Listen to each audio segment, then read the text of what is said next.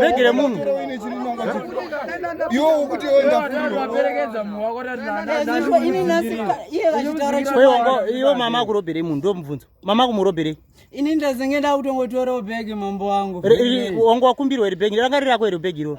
Kongo wakutorere bhegi remunhu wangosangana naye murodhi. Kodanda ranga riri kodai mauraya munhu maita sei. Ndiyatoribata ngomana mubvunze iye anyatsokuudze chowandisiwo mambo zveshuwa. ini neone mambo wangu handisiri ini ndaita zvinhu izvozvo mambo wangu. Last week wakarobhewa munhu ndimukurobha vanhu kuno kuchipindura inini. Last week nanditori in prison mambo wangu. Wanga uri pai? Nandiri prison. Wati wanga uri kupesa? Wanga wapinda mujeri nemhosva iyi? Ndakarowa munhu. Tiri kujumba. Kuno kunasi wabatwa nemhosva uchida kuita sei nasi? Chida kubira munhu. Wanga uchida kubira munhu sei? Taura mabiro wanga uchida kuti? Chanida kumurobha. Mamuda kurobha munhu. Saka mazotadza kumurobha. Yeah. Ko mumwe wako aenda ku? Atiza munhu. Iwe unonzi ani iwe?